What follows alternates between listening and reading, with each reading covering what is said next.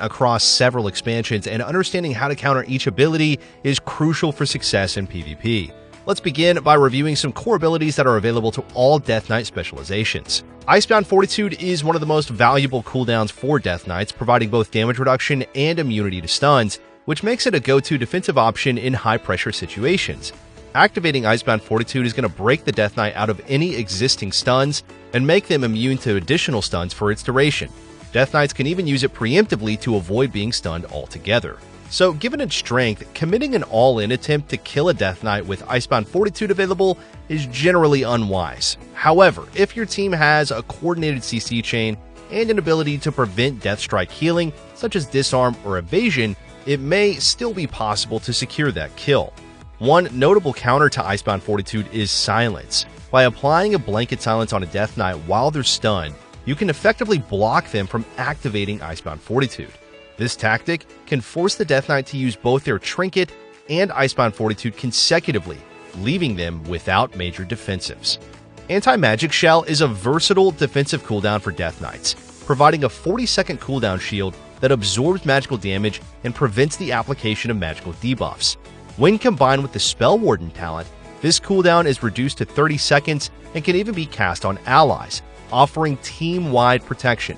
However, like Icebound Fortitude, it can't be used while silenced. If the Death Knight uses Anti-Magic Shell on an ally, it opens an opportunity to target the Death Knight as they lose this key defensive option for themselves. Additionally, if you see the Death Knight applying Anti-Magic Shell to multiple teammates, it indicates they're using the Vestigial Shell talent, which applies a mini version of the shield to nearby allies. Breaking this mini shell is crucial because it shortens the duration of incoming magical crowd control, giving them potential advantage in CC-heavy situations. Anti-Magic Zone is a defensive cooldown similar to Power Word Barrier, creating a dome that provides a 50% magical damage reduction to anyone standing within it.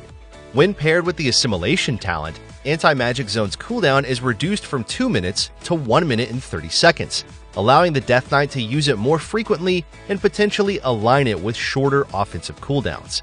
The best way to counter Anti-Magic Zone is by disrupting the protection it offers. You can do this by knocking players out of the zone using abilities such as Typhoon, Thunderstorm, or Ring of Peace, or by dragging the Death Knight away from their zone. This forces them to leave the safety of the dome and makes them vulnerable to magical attacks again. Dark Simulacrum is an ability that allows the Death Knight to copy a spell cast by an enemy player, giving them a single-use version of that ability. With a 20-second cooldown, this can be a powerful tool, especially if they manage to steal crowd control spells like Polymorph from a mage or Cyclone from a druid. To counter Dark Simulacrum, you should cast a spell with little to no value before it triggers. For example, mages can finish their cast with a Fire Blast, and druids can use Moonfire. This gives the Death Knight an ineffective spell, preventing them from copying anything too powerful or disruptive. The key strategy here is really going to be awareness, recognizing when Dark Simulacrum is applied and respond with a low-impact ability. Riders of the Apocalypse is a hero talent popular among Frost and Unholy Death Knights. When they cast abilities like Raise Abomination or Frostworm's Fury, all 4 Riders of the Apocalypse are summoned, dealing substantial damage and buffing the Death Knight significantly. However, while you might expect these riders to be undead, they're actually classified as humanoids, which makes them vulnerable to crowd control effects. A simple fear or a simple root can counter this powerful cooldown. Death Grip is the hallmark ability of the Death Knight class, a defining ability that has stood the test of time. It is fairly straightforward too. It pulls any target directly toward the Death Knight. However, it's equally as straightforward to counter this annoying ability. A quick-thinking player can negate the effect of the Death Grip by executing any instant movement ability at the right moment. For instance, a druid can utilize Wild Charge to stop the pull, while a hunter can make use of Disengage. Lichborn is a straightforward yet powerful ability that allows the Death Knights to break free from fears, sleeps, and mind control effects, and even offers a small damage reduction with Unholy Endurance. While it does grant them immunity to most incapacitating effects by transforming them into an undead, this shift also opens the door for some clever counterplay. You can utilize Wake of Ashes to stun the Death Knight. Additionally, Shackle Undead will be usable against them. Warlocks can further capitalize on the cooldown by speccing into Greater Banish, which is going to banish the Death Knight, which works similarly to Cyclone. Blinding Sleet is a crucial ability available to all Death Knight specializations, serving as a primary tool for setting up goes. Priests have two effective counters at their disposal here. They can use Fade to avoid the blind as they're gripped in, or Shadow Word Death to break free from the blind altogether. Rogues can also respond with Cloak of Shadows, while other Death Knights can utilize Anti-Magic Shell to prevent the debuff altogether. Abomination Limb may not be as popular as it once was, but it still is a cooldown you need to be aware of. In the War Within, this ability only grips each target once, which presents a unique opportunity for savvy players. You can simply position yourself just out of range, get pulled in, and then use any movement ability to escape. However, do be cautious. You don't want to waste abilities like Wild Charge or Disengage before getting pulled, as you're going to be gripped back in an instant. Death and Decay may not seem particularly special on its own, but when paired with Cleaving Strikes, it becomes a game changer for nearly all Death Knights. This combination, along with Unholy Ground, grants the Death Knight a 5% haste boost and allows their main ability to cleave all nearby targets. The key here is that the Death Knight must be standing in Death and Decay to gain these benefits, so your best strategy is to move away from it. Simply shifting to the edge really won't cut it, as only Death Knight needs to be standing in Death and Decay, not you. This also applies to Defile, the black oozy animation used by Unholy Death Knights, as it serves as an empowered Death and Decay.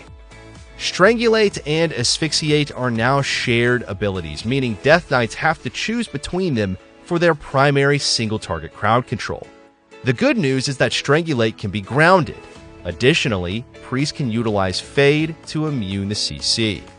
In cases where Strangulate is selected, it can also be removed by the Dwarf and Dark Iron racial abilities.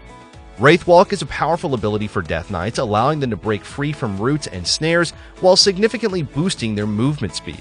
The good news for you is that this buff can actually be purged, completely removing the buff. Additionally, while Wraithwalk does remove existing roots, it doesn't prevent the application of new ones, so after they use it, you can simply reroute the Death Knight and keep them in place.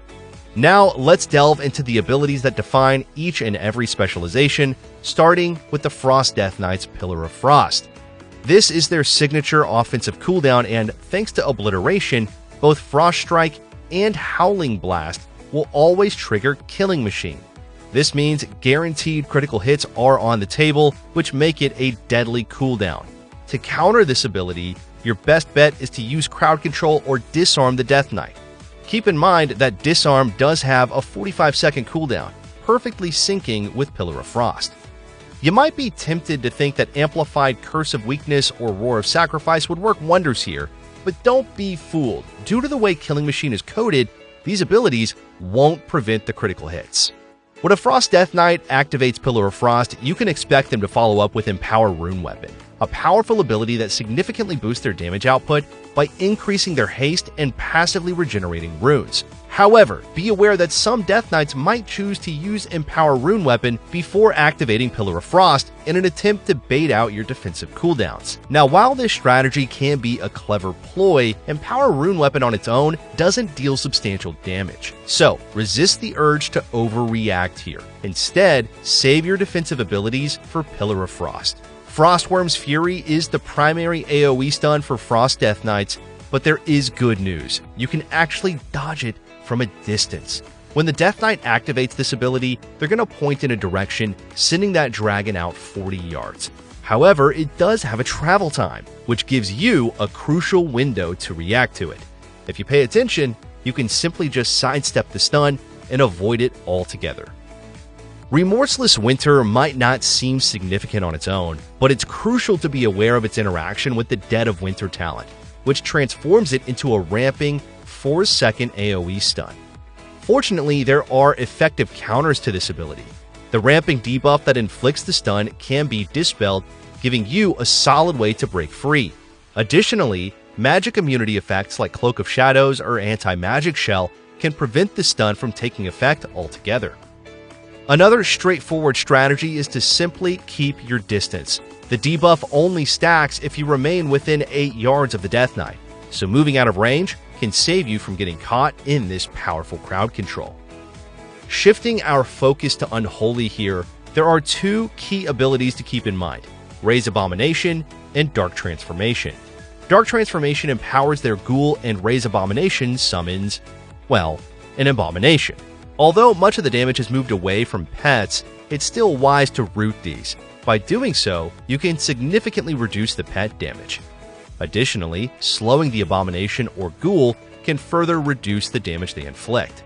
You do not want to waste any damage killing the pet unless it is very low, as the pet is not really a threat anymore. Unholy Assault stands out as one of the most powerful cooldowns available to Unholy Death Knight, as it increases their damage by 20%.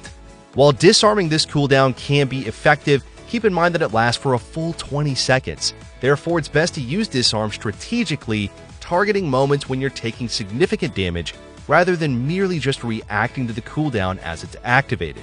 The same is true for any other CC, as you can't CC the Death Knight through the entire duration.